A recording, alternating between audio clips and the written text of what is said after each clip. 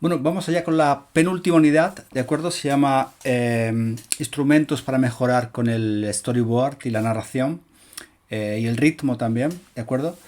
Aquí tenía un poco de dudas sobre cómo enfocar esta unidad porque hay una cuestión importante que es, os puedo enseñar cientos de libros, cientos de soluciones, cómo otros artistas han empleado su imaginación para resolver formatos o resolver tipos de apertura del libro, de solapas. Pero el problema es que es algo que se aprende con la práctica, ¿de acuerdo? No podemos mirarnos en otros espejos, tenemos que ver qué proyecto tenemos y cómo podemos adaptar ese proyecto al formato y también al ritmo, ¿de acuerdo?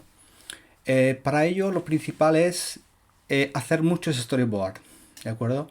Podemos mirar otras soluciones, de acuerdo. Mirando soluciones se amplía un poco las alternativas que tengamos, pero sobre todo se aprende storyboard, se aprende ritmo, se aprende narración haciendo muchos. Es decir, cuanto más storyboards podéis hacer, pues mejor será para vuestra capacidad para mejorar como ilustradores haciendo storyboard.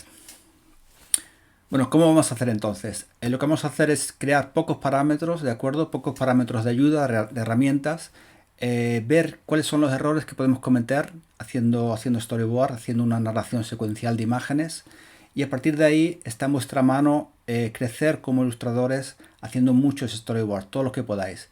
Si tenéis un proyecto, aunque no lo terminéis, aunque no se publique, por favor, terminad el storyboard, terminad la maqueta del libro, y aunque los editores pues en principio lo rechacen o no seáis capaces de venderlo, es muy importante terminar todos los proyectos porque eso te da una seguridad, te da una experiencia que es muy importante a la hora de retomar y hacer otro proyecto, ¿de acuerdo? ¿Cuáles son las cosas importantes a la hora de hacer un storyboard? En primer lugar, la coherencia. La coherencia, que tiene muchos nombres, se puede llamar estilo, algunos lo llaman estilo, es tener coherencia a la hora de narrar, es decir, no usar diferentes lenguajes para narrar cosas diferentes, usar siempre el mismo lenguaje, estar en sintonía siempre con las imágenes, es decir, que las imágenes tengan un hilo conductor que las una muy fuerte, poner siempre todo el servicio de la narración, ¿de acuerdo? Esto es muy importante a la hora de elegir imágenes, que las imágenes estén elegidas en función de cómo están en la narración, no si son bonitas o si no son bonitas. Eso es muy importante a la hora de empezar el storyboard. Entonces, en primer lugar, la coherencia. El segundo es el ritmo, ¿de acuerdo? Es muy importante el ritmo. El ritmo es una melodía, una sonoridad que tienen las imágenes, la secuencia de imágenes junto con la narración, ¿de acuerdo? Lo veremos un poco más en profundidad, un poquito más adelante en este vídeo. Después la narración, ¿de acuerdo? Todo tiene que estar en función de la narración, todas las imágenes elegidas en función de la narración, al servicio de la narración, y no al servicio no son 12 imágenes bonitas puestas en fila, son imágenes al servicio ¿de acuerdo? Y la última, no perder nunca el lector, ¿de acuerdo? Siempre en el paso de página, en cómo terminamos las frases, en cómo enlazamos una página con la otra, siempre hay que tener en cuenta lo que va a hacer el lector.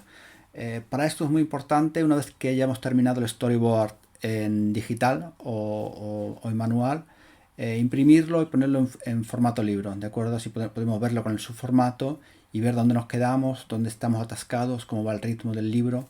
Por eso muy importante imprimir todo. Estamos haciendo un libro, si es un libro tenemos que tenerlo entre manos y no podemos verlo a través del monitor, ¿de acuerdo? Podemos hacer todo a través del monitor, pero imprimirlo y verlo físicamente el libro. Bueno, vamos allá con los consejos para mejorar un storyboard, ¿de acuerdo? 10 rápidos consejos que yo creo que nos pueden ayudar a mejorar un poco nuestra capacidad para crear storyboard. El primero es decide el formato, ¿de acuerdo? Siempre aquí es posible mirar otros libros para coger inspiración, pero lo que es más importante, como os comentaba antes, es imprimirlo y ver exactamente en las manos, teniendo una maqueta, cómo se lee ese libro, ¿de acuerdo? Si ese formato para las imágenes están bien, se adaptan, es decir, por ejemplo, Si tengo unas imágenes con muchísimos detalles, un formato pequeño, pues no le vendrá bien. Si es un libro muy gráfico, igual demasiado grande, tampoco le viene bien. Depende también de la narración, qué tipo de narración queramos hacer, si puede ser vertical, horizontal, si es mejor cuadrado. Eso lo vamos a ver directamente imprimiéndolo y viendo exactamente. Entonces es muy importante el formato, las dimensiones que tenga y también si es horizontal, si es vertical o si tiene algún tipo de narración extraña, ¿de acuerdo? Eso, bueno, con mucha experiencia, sabiendo cómo se pueden hacer los libros con solapas, con flaps, pues podemos ver todas las soluciones que podemos tener.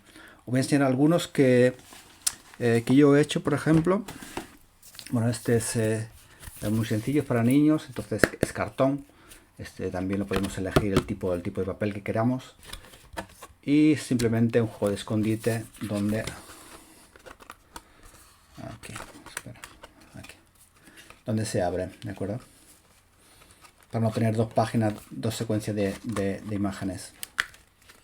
Como veis, aquí cambian también la secuencia del blanco al color. Es un tipo de ritmo del libro, ¿de acuerdo? Este libro, un libro que he hecho con Miguel Pan, con imágenes sobre... es un libro sobre Nueva York, entonces todo el libro está en formato muy vertical, ¿de acuerdo? Para dar esa sensación de alargamiento de la ciudad, ¿no? Que tiene un poco Nueva York. Entonces, pues este formato grande, gigante, porque las ilustraciones de Miguel tienen muchos detalles, entonces en grande se ven perfectamente todos los detalles de las historias paralelas que ocurren dentro del libro, ¿de acuerdo? Es un libro que necesita un gran formato. ¿Veis? Este es un formato pequeño, pues se perderían todos los detalles. Os voy a enseñar otro más. Este es un gran perro, ¿de acuerdo? Con David Escalí, que he ilustrado. Y este es un formato muy especial porque la narración sucede así.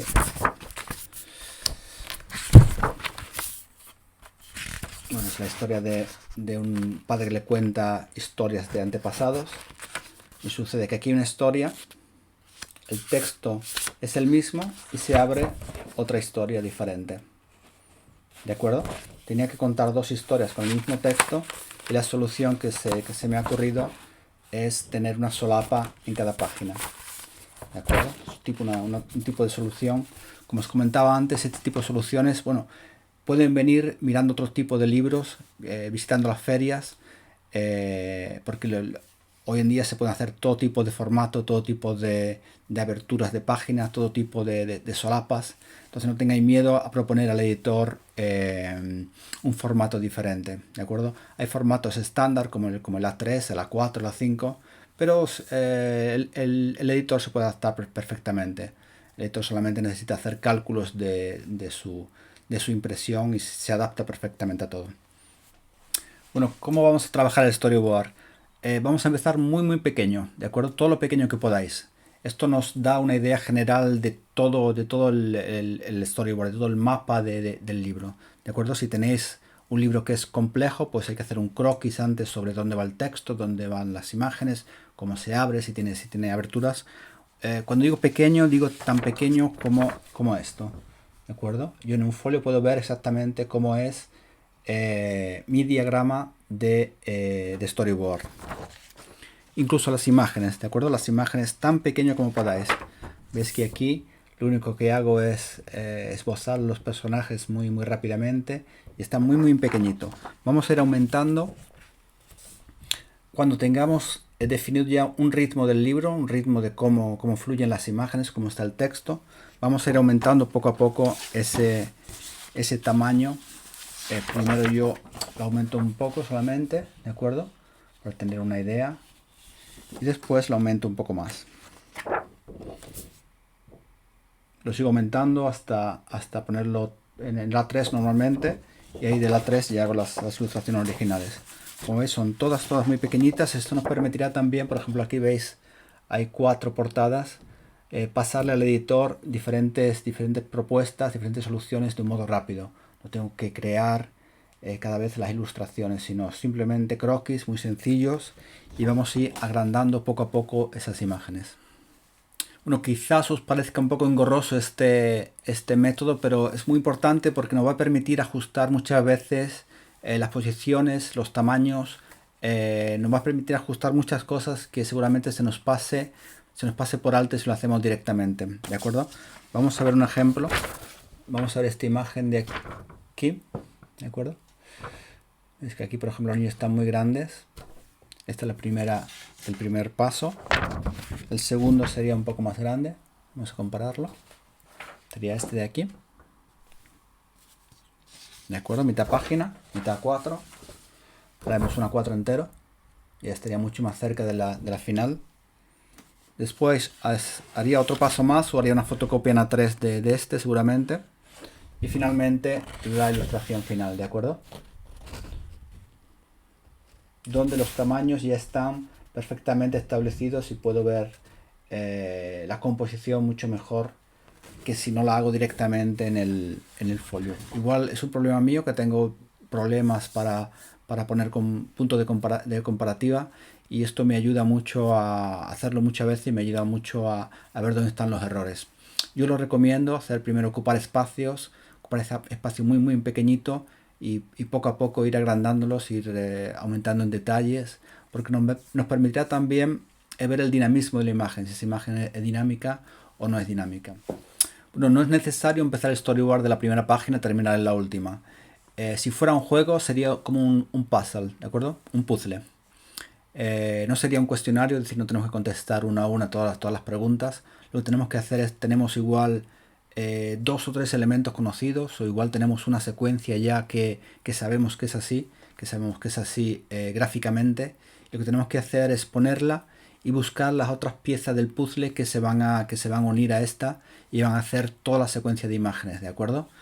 A mí para eso me sirve algunas veces hacer estas tarjetas, donde yo las puedo poner todas encima de la mesa, las puedo mover, puedo ver cómo la secuencia puede variar de posiciones. Entonces es importante también tener métodos para poder modificar rápidamente vuestra secuencia de imágenes. También os aconsejo, como dijimos en la unidad, creo que 3 o 4, hacer antes el color, antes de todo, porque el color nos ayuda mucho a tener las ideas claras.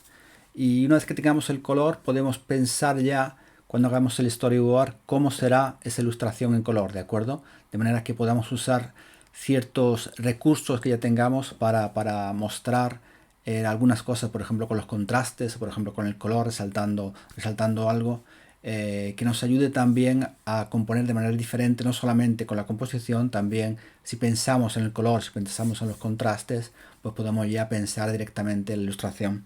Como ejemplo os voy a mostrar una. Aquí, por ejemplo, esta imagen que es bastante compleja, no sé si la veis bien, es bastante compleja. Yo aquí tenía problemas mostrando mostrar el personaje principal, y lo que he hecho, bueno, trabajar un poco el contraste. Como veis, este personaje resalta sobre todo porque está muy contrastado, ¿de acuerdo? Porque la composición, sí, es una diagonal cortada, pero no es tan fuerte como otras composiciones. Para eso, pues el contraste me ha servido para resaltarla. Es decir, sabía antes de componerla que el contraste, el color, también me puede ayudar a hacer ese storyboard. Bueno, esta quizás sea la parte más dura de un ilustrador, de un creador de imágenes secuenciales, que es sacrificar ilustraciones. Algunas veces las imágenes más bonitas son las que tenemos que sacrificar. ¿Por qué? Porque la historia no nos pide esa imagen, ¿de acuerdo? Y hacemos una imagen muy bonita, preciosa, pero esa imagen no entra dentro de la narración. Muchos ilustradores la meten con un calzador porque les gusta la imagen, pero eso es un error, porque no ayuda a la narración, ¿de acuerdo? A veces conviene poner una imagen en blanco, poner una imagen en negro, poner una secuencia muy simple, porque ayuda a la narración, y no poner 12 imágenes muy bonitas que después pues no sirven a nada. Es decir, nos sirven para colgarlas en la pared, pero no sirven para leer un libro, para hacer una secuencia de imágenes. Bueno, para ello lo que hay que hacer es tener una contención de imágenes, contenerse a la hora de mostrar imágenes, ¿de acuerdo? Voy a poner un ejemplo. El pequeño rey se llama Taro Miura. ¿de acuerdo? Y empieza así. En una tierra muy lejana había un pequeño rey. El pequeño rey vivía en un gran castillo. ¿Ves lo que sucede aquí? Esta secuencia de imágenes, ¿de acuerdo? Nos permite, este sacrificio nos permite que la narración fluya mucho más elegantemente que no poner dos imágenes muy bonitas una detrás de otra, ¿de acuerdo? Imprime todo, ¿de acuerdo? El ritmo del storyboard no se aprecia bien desde la pantalla del ordenador, desde la pantalla o bien desde el folio donde tengáis construido el storyboard. Esto significa que el libro físico tiene un tipo de ritmo, tiene un tipo de lenguaje único, que es el pasar las páginas, ¿de acuerdo? Esa parte, ese aspecto físico, ese cambio de página es único en el libro y solamente se aprecia cuando nosotros lo imprimimos y vemos cómo pasamos la página, cuánto tiempo estamos en cada página, cuánto tiempo tardamos en leer un texto, ¿de acuerdo? ¿Qué sucede cuando yo leo rápidamente y paso rápidamente? Eso solamente se aprecia cuando yo he impreso el libro o he impreso la maqueta del libro en este caso y puedo ver exactamente cuáles son mis problemas, sobre todo en el tipo de ritmo que quiero imprimir al libro. Un otro consejo es no hagáis de gráficos si no tenéis claro el lenguaje gráfico, si no manejáis bien este tipo de lenguaje, porque puede estropear vuestro proyecto libro. Si no tenéis idea de cómo hacerlo, simplemente dejadlo muy simple, poned un Arial, una Helvética, con el tamaño 14-15 y ya está. Sin demasiados problemas de gráfica. Después el editor junto con el gráfico pues se ocuparán de darle un aspecto mucho más en conjunto que no el texto simple, ¿de acuerdo?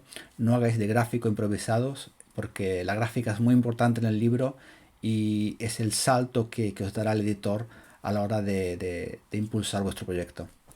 Bueno, enfoca todo cómo será la impresión, no a cómo se ve la pantalla, ¿de acuerdo? Nosotros estamos viendo una pantalla muy brillante, con colores muy brillantes, con colores RGB, como hablamos en la tercera unidad, y nosotros lo que tenemos que hacer es poner nuestra mente al servicio del CMYK, es decir, de cuatricomía, de ver cómo sería ese libro impreso en 4 colores, ¿de acuerdo? Porque a veces hay que recurrir al Pantone, hay que recurrir a colores que no se imprime bien. Entonces es preferible usar otro tipo de colores que se impriman mucho mejor que no verlo bien en pantalla y después cuando se imprime pues vemos que el libro no rinde lo suficiente. Eso sucede mucho cuando se utilizan algunas técnicas que después la impresión no salen bien, como por ejemplo el óleo o algunas témperas no salen bien, de acuerdo a algunas acuarelas.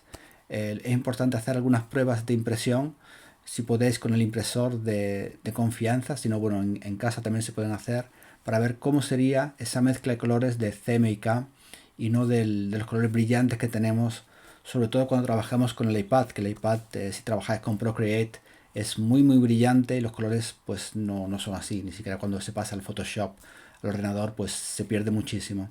Se perderá mucho más todavía cuando va a impresión, ¿de acuerdo?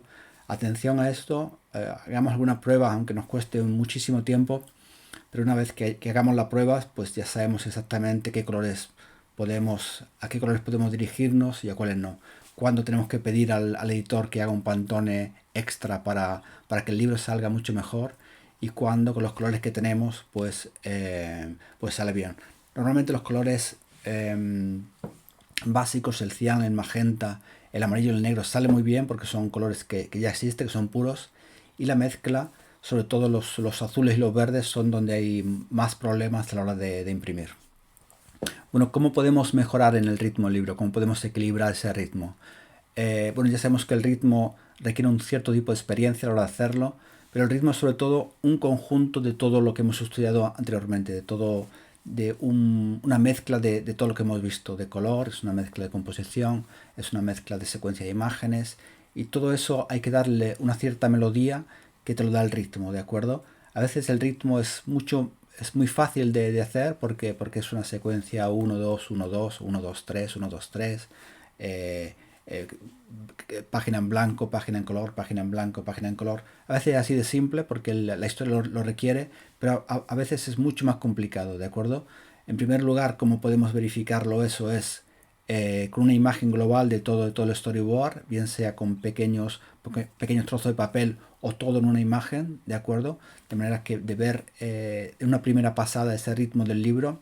En segundo lugar, es importante, como os comentaba antes, leer el texto, imprimirlo si se puede y ver cómo es el paso de página, cuánto me detengo en el texto. Si por ejemplo el texto es muy largo, pues puede pasar mucho más tiempo viendo las ilustraciones, o los niños se pueden entretener mucho más viendo las imágenes mientras su padre les cuenta la historia. Si es una historia de un juego, pues igual necesita un poco más de ritmo, un poco más de velocidad. Es importante entender eso, entender que estoy sujeto al libro, al ritmo, perdón, del libro a la hora de hacer la secuencia de imágenes. Bueno, el ritmo del libro, perdón, nos permite experimentar mucho a la hora de narrar, a la hora de encontrar esas soluciones entre texto e imágenes, que es el formato del libro precisamente el que nos permite hacer de directores de película, digámoslo así, para encontrar un ritmo adecuado. Voy a poner algunos ejemplos. Se llama El pájaro muerto, un libro de los años 40-50. Empieza así. El pájaro estaba muerto cuando los niños lo encontraron. ¿De acuerdo? Página en blanco. ¿Veis que es mucho más fuerte esto que no poner el texto aquí? Como llama de manera inmediata la atención al lector. ¿De acuerdo? Simplemente empezando el libro así. Un libro mucho más simple, donde el ritmo es mucho más simple. Antes y después.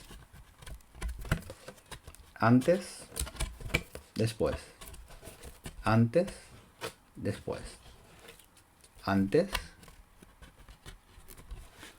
después. Antes, después. Mucho antes. Después. Antes, perdón, después. Antes, después. Antes, durante y después. Antes, después. Final. ¿Ok? Ves que es muy simple, pero en realidad no es tan simple, es decir, está muy estudiado, es decir, el autor ha estudiado mucho el ritmo del libro, cómo se lee en voz alta. Cuando yo lo leo, cuáles son los pasos que doy. No, es antes y después, parece muy simple, pero al final el autor es capaz de buscar esa complejidad dentro de lo simple. Bueno, hasta aquí esta unidad, como veis es corta, son pequeños puntos, pequeños consejos, y lo que tenéis que hacer es trabajar mucho el storyboard, porque ya os digo que es la experiencia, el también ver muchos libros, cómo están hechos, qué tipo de soluciones nos aportan los editores y los impresores en estos momentos, y a partir de ahí, pues bueno, es estudiar cada proyecto, qué tipo de formato lleva, qué tipo de ritmo le daré, y siempre storyboard, siempre pues como comentaba, siempre de pequeño a grande, empezar con lo simple, ocupando forma, ocupando espacio, darle importancia al texto y sobre todo imprimir siempre todo para tener una secuencia física de aquello que estamos haciendo. Al final es un libro físico lo que vamos a hacer, y ese libro físico necesitamos tocarlo, ¿de acuerdo? Bueno, muchas gracias.